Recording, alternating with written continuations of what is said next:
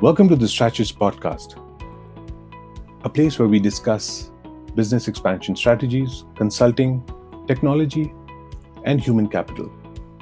In today's episode, we're talking about global capability centers, or GCCs as they're more popularly known.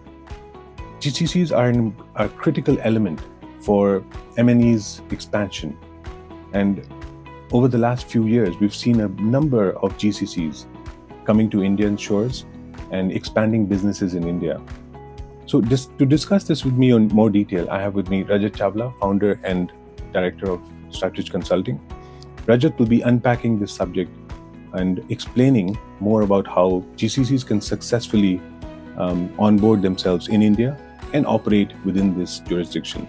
So welcome to the podcast. Thank you, Benjamin. And hello, everyone. I'm Rajat, founder and director at Stratrich Consulting. And today we are going to discuss about global capability centers, how they're expanding into India, what are their needs, and what are certain challenges which are there, and what things you should know while you are opening your own GCC in India. So Rajat, take us through GCCs in India. What do they do? Great question, Benjamin. So GCCs, or Global Capability Centers, are actually offshore centers set up by multinational corporations in India for their core and strategic functions, not just low value-added outsource functions.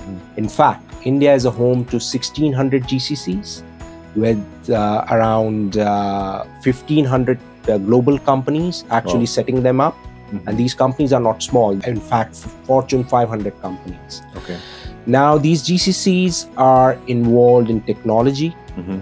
Probably, you can have your technology center here. You can have your artificial intelligence center here. Yeah. They're also involved in data science and data analytics. Okay. They're also involved in finance and accounting for their global operations. Okay.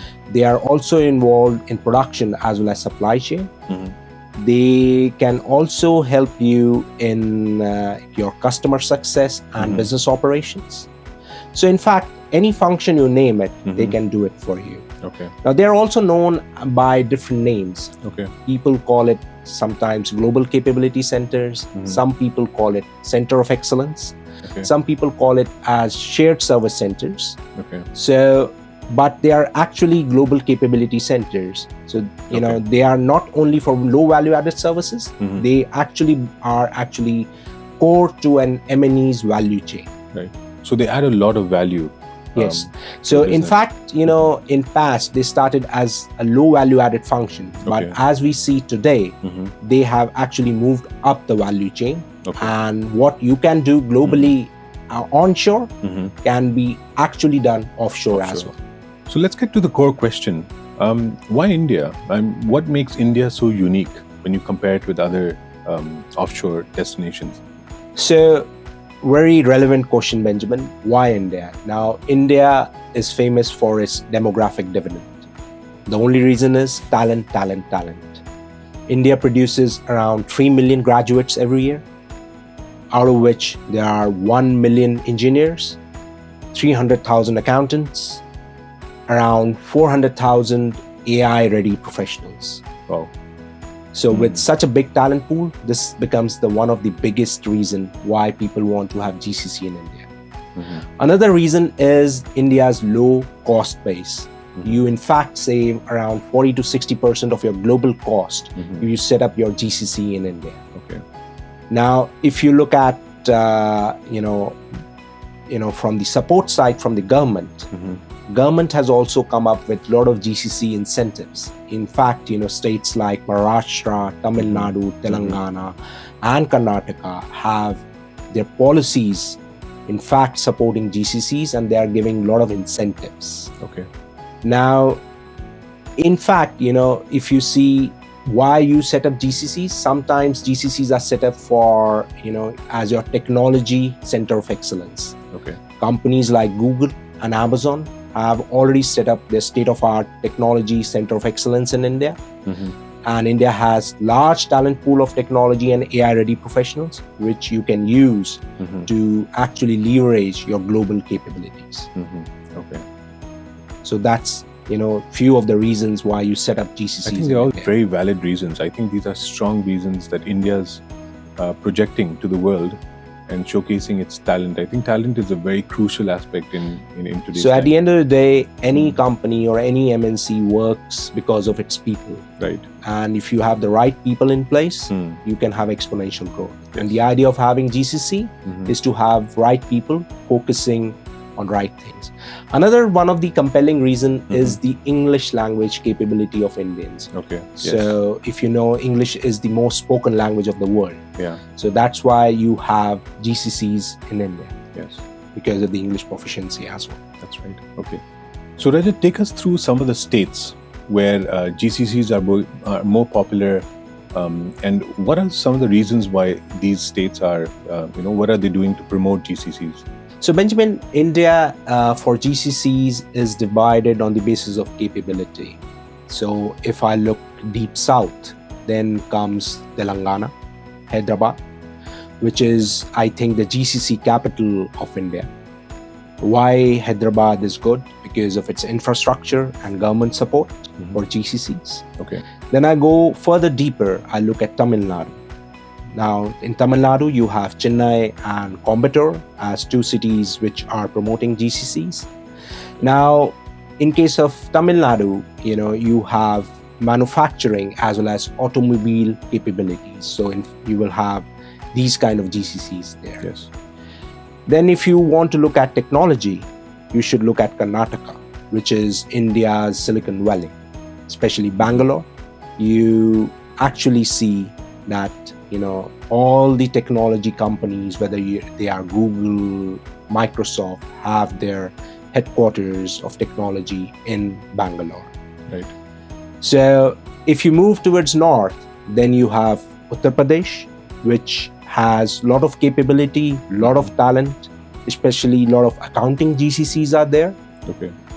And if you move towards the west, then you have the financial powerhouse of India, that is Maharashtra, Mumbai, and Pune, where you have a lot of financial GCCs. Go more above Maharashtra, then you have Gujarat, especially the gift city, which is famous for its IFSC kind of GCCs, where a lot of banking, finance GCCs are being set up.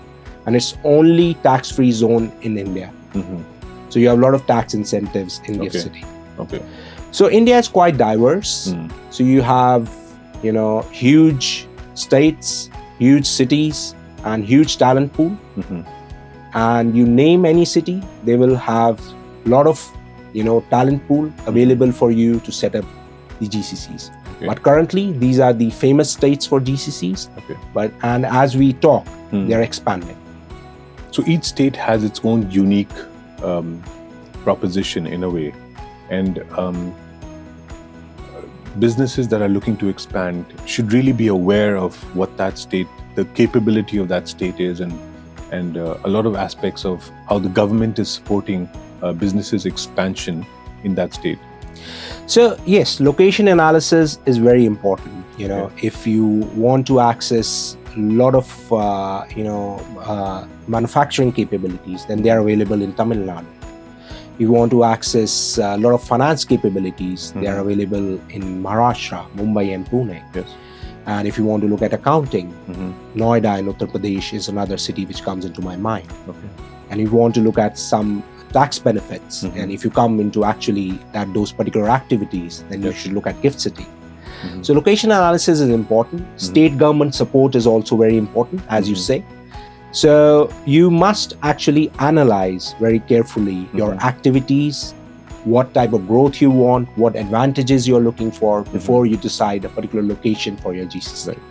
So Rajat, what is the right size for a company when they're considering setting up a GCC in India? So Benjamin, size does matter in GCC. In fact, as per our analysis and our research, we recommend if you are looking to have around 50 FTEs in 12 to 18 months period, it is in fact advantageous for you to set up GCCs. In case your number is lesser, then typically your cost benefit analysis becomes weaker. Your overheads outweigh the savings. Talent retention becomes a problem. And in fact, your management bandwidth increases a lot. So for smaller team sizes, we will recommend, outsourcing as a better and an advantageous position rather than setting GCC. You should look at companies like EcoBloom, which can handle your F&A outsourcing, your back office, your IT outsourcing, to actually help you to have those benefits as a shared GCC model rather than having a full-scale GCC. Once you have the right numbers, which typically are above 50, you can set up a full kind of a GCC. That's a very interesting point. That's a good point. So Rajat, what are some of the things that companies should be aware of or be careful about when setting up in India? That's a very right question to ask, Benjamin, because if you go wrong, then everything goes wrong. Your initial steps are very important. So the first thing which I would like to say is you should look at your recruitment. Okay, the first 10 people are very important. If you hire right, you succeed. The first 10 people or the first set of people actually set the culture of your GCC. So hire the right people. Now, after, you can looking at the right people, you should also hire the right consultants. You need market entry help, you need tax help, you need recruitment help, you need cybersecurity help. Hire the right consultants. If you don't get the right compliant, as well as right legal, as well as right quality of consultancy, then you would not ever be able to set up your right GCC. Now, once you're done with this, then you should also look at your tax, because tax becomes a bigger risk because, as we have discussed, GCCs have moved up the value chain. So if your revenue generating activities are happening in India, and if your people who are coming from overseas to actually set up this GCC or be in India, or your global leadership is coming in India and they are actually, staying in India more than the threshold prescribed in the relevant tax provisions or DDAAs, then that may create a permanent establishment risk. Okay. So you must actually consult an international tax consultant to determine what's the right strategy in tax and avoid the PE risk. Because if you have a PE in India, then it exposes you to global tax and higher taxes. Okay. You should also have a robust transfer pricing policy in place, which basically means that you need to have the right benchmarking, right documentation, because at the end of the day, these GCCs are actually serving the global M&E value chain and the global M&E companies. Okay. So they have to actually transfer price their cost to their related parties across the world. So that should be as per the acceptable law in India and global OECD standards. Okay. Now, when you are setting up your GCC, you should also look at the right entity structure. We have seen people incorporating wrong entities. Whether you should look at your own benefit and your global entity structure and your own needs while you actually choose the right entity, because every entity structure legally has its advantages as well as disadvantages. The options are either you should go for a private limited company, or you can go for limited liability partnerships. Both have their own advantages and disadvantages, both from legal as well as tax point of view. And in case you're going for GIFT City, then you should look for, IFSC company if you fall under the activities of GIFT City. Now, you should, at the end, I will also like to say that you should also look at the robust infrastructure. You should have grade A offices. You should have globally accepted cybersecurity infrastructure, cybersecurity relevant or competent networks or IT infrastructure. You should have right, support staff for supporting that infrastructure. Right. So, and you should also look at, having right supervision over your GCC, where, you should have the right country head looking at that GCC. Okay. So if you look at all these factors, GCC becomes an easy thing to operate. But if you miss any of these things, it becomes a mess. Yeah. So it does seem that it's a fairly complex process in terms of getting it right the first time. And the margin for error is very limited when setting up a GCC. Is that right? So, in fact, it's like any business decision. It comes with its risks. So you can mitigate those risks by taking the right decisions, or having the right people to guide you. Yes. In case you take risks blind, in a blind manner, then obviously you will go wrong. So, like any business decision, risks come with rewards. Absolutely, very important point, in fact. So, looking at the complexities that we just discussed earlier, how can Stratrich as a consultant help businesses get set up in India? Stratrich is a full-service GCC advisory and market entry specialist. We can help you to set up your end-to-end GCC, which includes location analysis, which includes in which state you should establish your GCC, what would be your talent strategy, what would be your structure for your GCC, what would be your entity of your GCC, what would be legal compliances. Then we can also help you to identify various applicable state incentives, which you can get if you actually decide to establish in that particular state.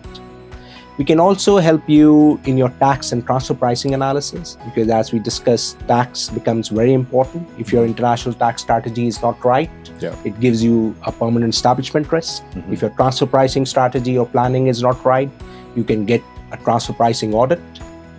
We can also help you in your talent identification strategy, which typically means we can help you to recruit right people. So we can also help you in your back office services, which typically means that we can help you to sustain your GCC in India, which includes accounting, audit support, tax, compliances, legal support, you name it, we can do it for your GCC. We can also help you to identify the right infrastructure, right office location, right vendors, right cybersecurity support, and right policies for your GCC.